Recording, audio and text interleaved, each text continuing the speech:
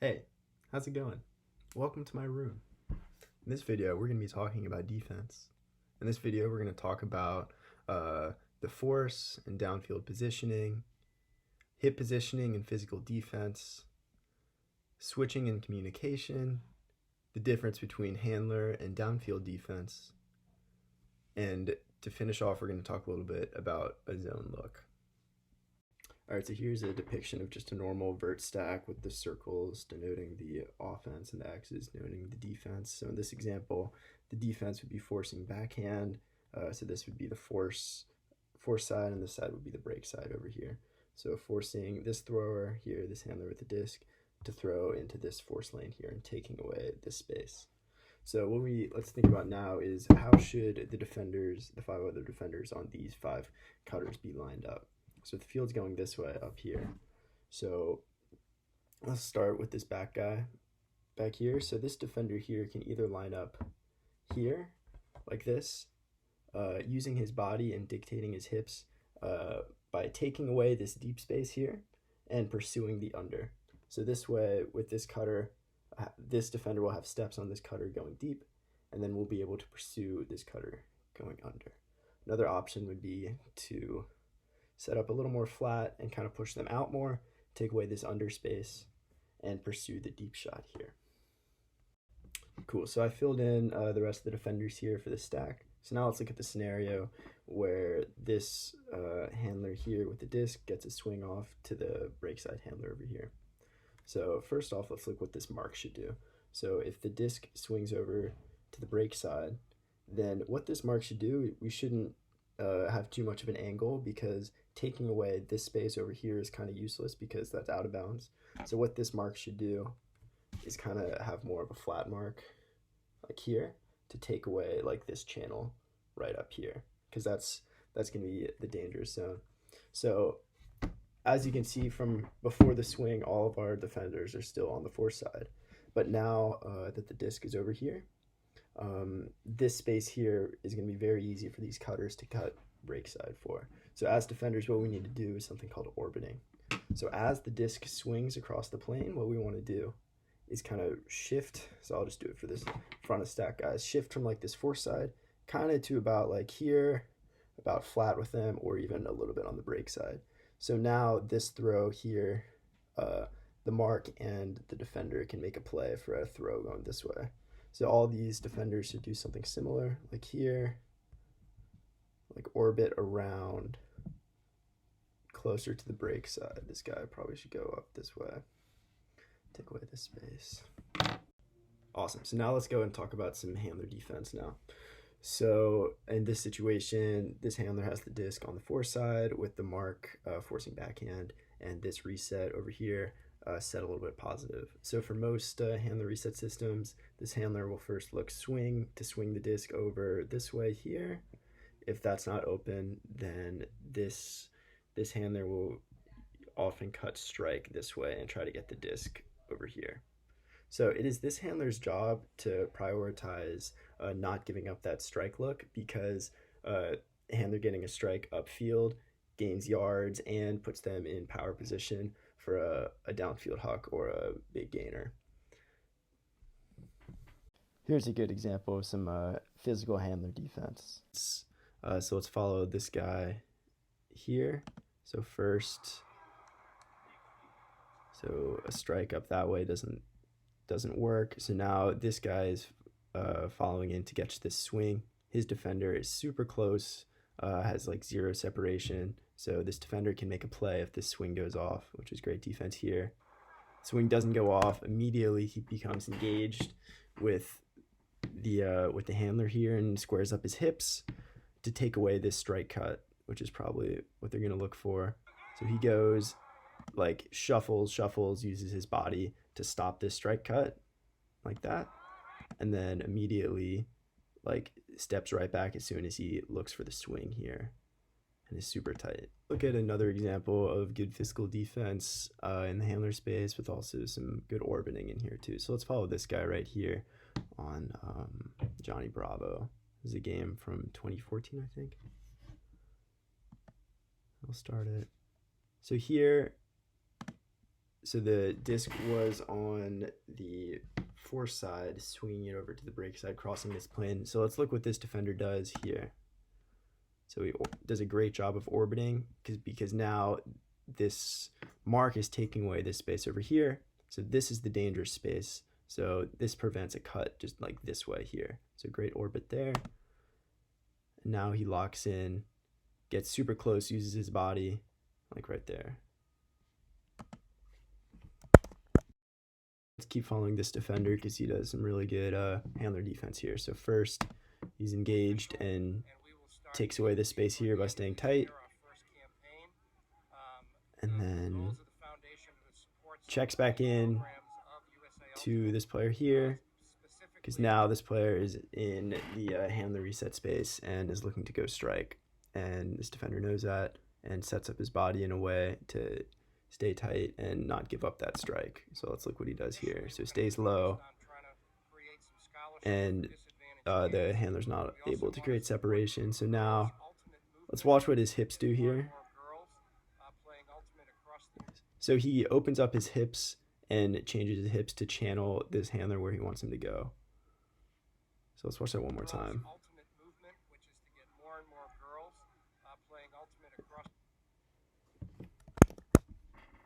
Handler defense from this defender here from Revolver. So he gets the swing up. Now with 70 yards to go. So he allows a little bit more space between the cutter and him, which is fine. But watch how his hips mirror almost exactly what this handler's doing. Yeah. So he kind of keeps that level of separation constant and doesn't let him get any extra steps, forcing them to have a big throw backwards that makes them lose yards, which is kind of what we want as handler defenders, is to force them backwards as much as we can. So this is Michael Ng guarding Ben Yacht here. Pretty good matchup, I will say. So Yacht just gets a D and he's looking to go deep, and Ng is trying to follow him here. So he looks under. And look what Ng does with his feet and his hips. So he opens up his hips like a full turn and faces this way. And as soon as he commits his hips, Yacht knows this and can go downfield for the easy score. So look how much separation he gets just from that one move and that bad hip committal. So as defenders, we don't want to turn our hips like that too much. We want to stay square and not overcommit. So we can watch this play out. So now it's just a chase and easy score. One other important aspect to marking is sealing, which is kind of what we were doing with the sealing drill on our practice on Thursday. So just to like draw this out here, we have this person here with the frisbee on they're kind of on the brake side in this example. So the force is backhand. So force side over here, brake side over here. So in this example, say they get a swing over this way to the force side handler here, like over this way. So then they have the disc. So this defender here, how they should set up is kind of in between these two defenders, which is correct. But now that the disc is over on this side, they need to take away this option here for these cutters to come through because this is a free open cut. So what this mark needs to do here is what we call seal. So sealing is when we're kind of chasing this guy around. What we want to do is kind of take this angle out this way, like here, to get into the lane to block this throw from going off. So once we get into this lane here, then we can kind of check back in with the handler. All right, now let's talk about a very important part of defense, which is communication with your teammates and switching. So in this example, so this handler in the center has the disc with this mark forcing backhand. So let's say this thrower throws a swing over this way like a dish here to this handler. So now this handler is the disc, and then immediately cuts strike this way here. So this works really well for handlers because this mark is taking away this space. So if they get this swing off, this handler immediately has a step or two on this mark. So it can just beat them upline here. So what these two handlers need to do is communicate with each other. So if this defender sees this swing go up, they can call for a switch. So what this switch does is that this defender who's taking away this thrower here who has the disc now will drop off and pick up this guy going strike. And then this defender will chase and then go set a mark over here. So this is very important. It's very important to have good communication between handlers, because if not, then this would be just a free strike here. So now I'll show some examples of this. Switching in the handler space from GOAT here from a game from 2013. So they're forcing flicks, so the force sideline is over here.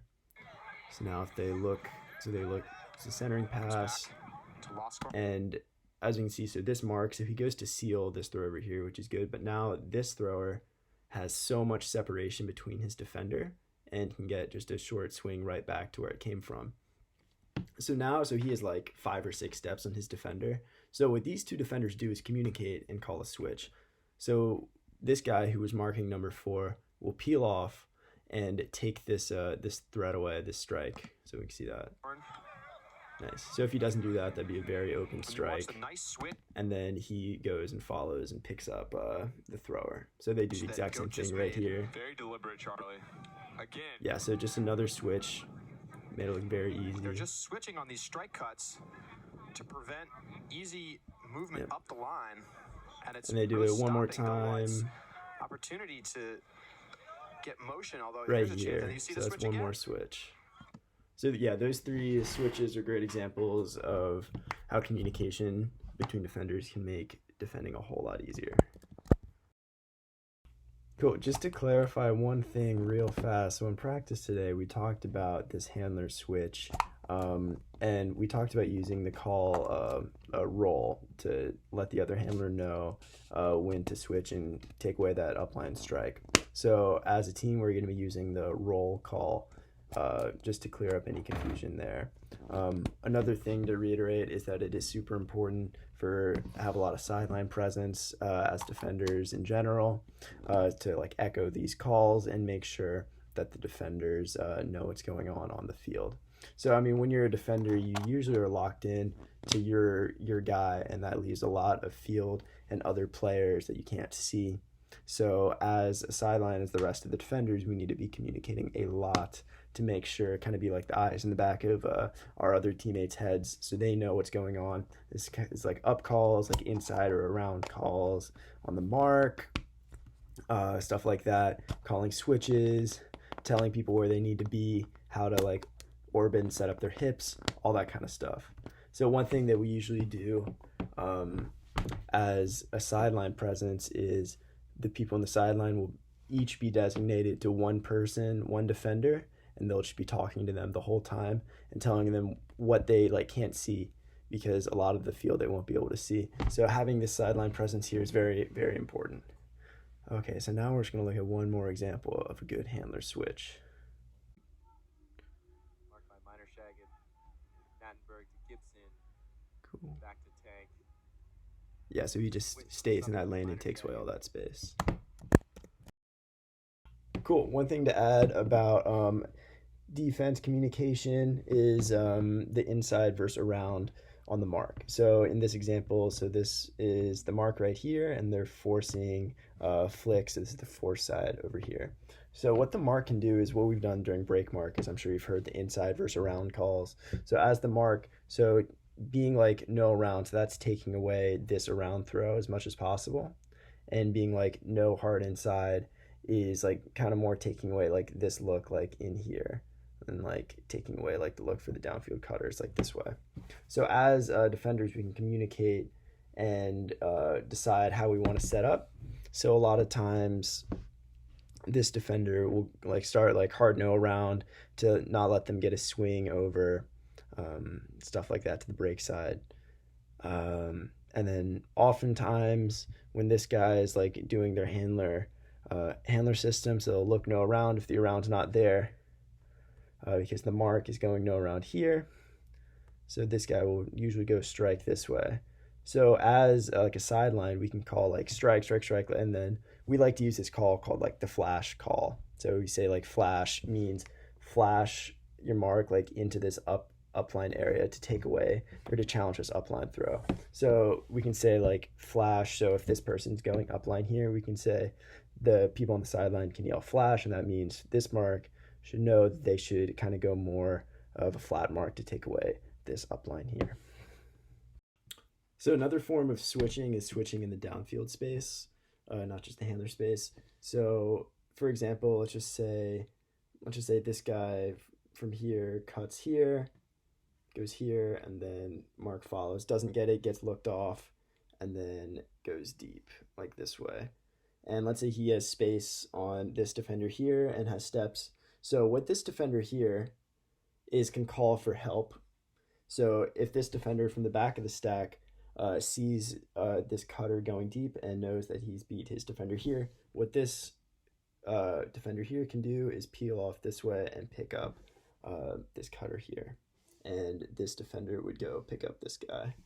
Hopefully that kind of makes sense. It's a lot of diagrams. But yeah, it's important to call switches if you get beat. If you're getting beat deep, there should always be somebody at the back of the stack to cover. Earlier, this isn't too much of like a switch. It's more of like a poach from this guy 34 here. So this cutter here goes deep, looks for it, has his man deep, but this person at the back here realizes it and can go in and get the D. All right, now I'm going to talk a little bit about just like a basic zone set that we'll often look at.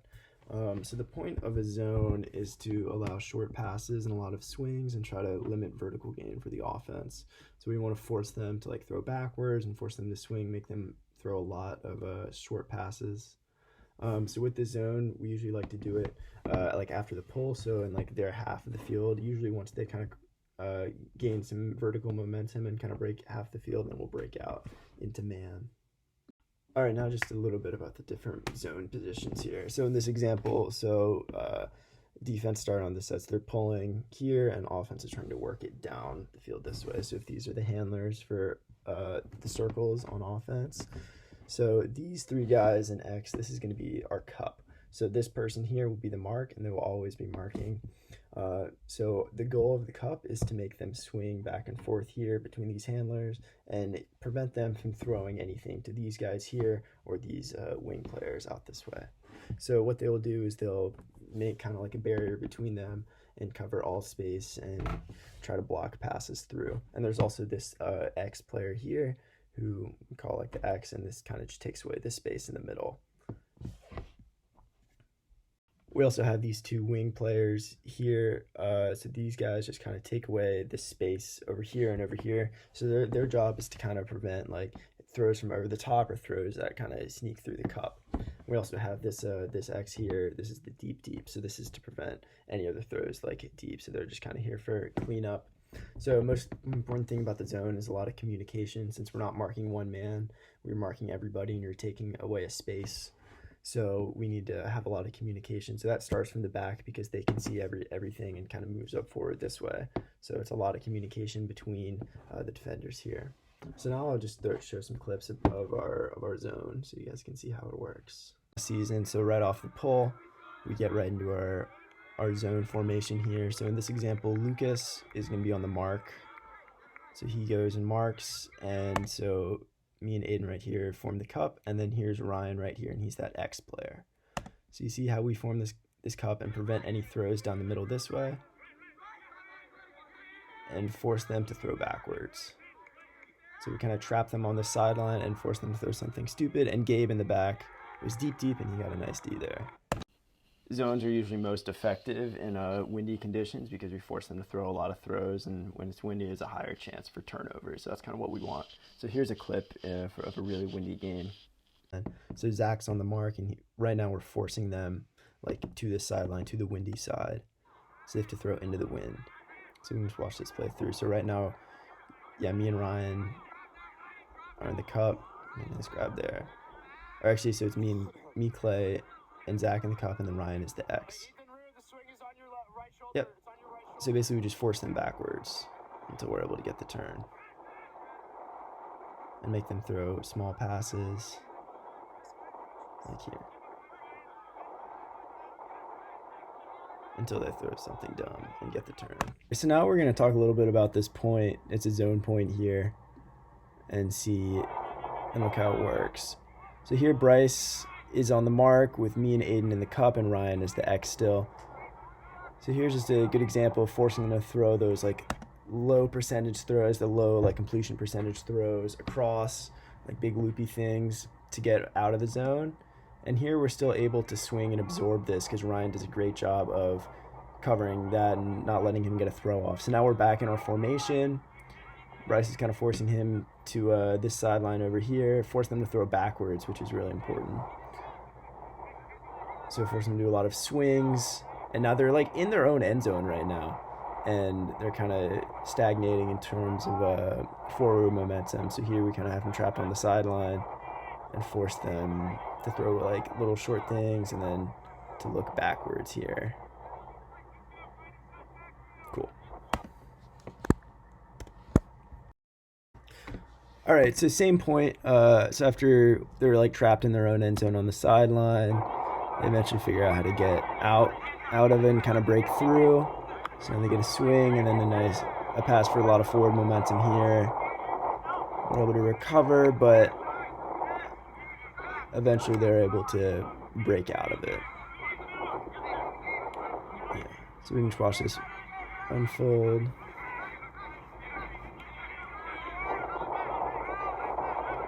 Yeah, so they get this like loopy throw over there.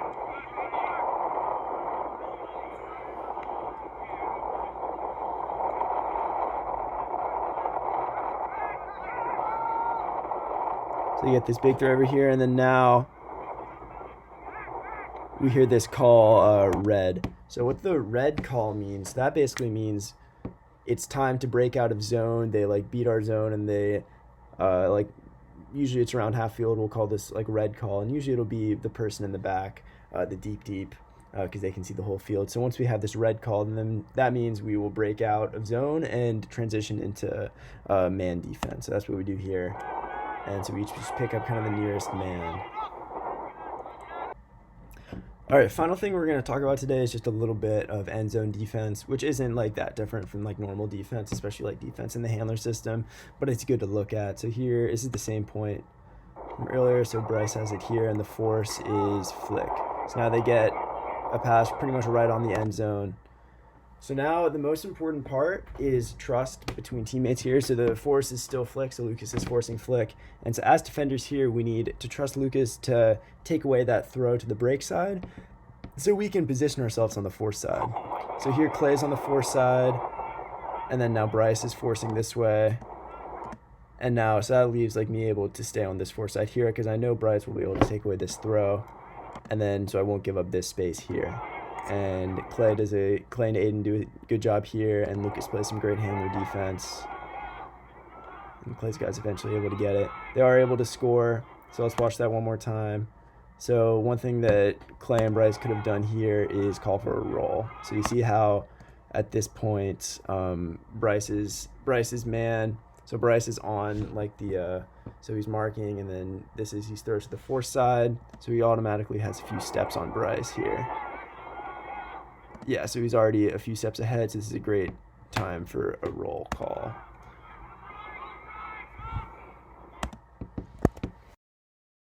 Thanks for watching my video. If you made it this far, thanks for sticking around. If you have any questions, just email me or one of the captains, or just ask me when you see me next time. All right, okay, bye now.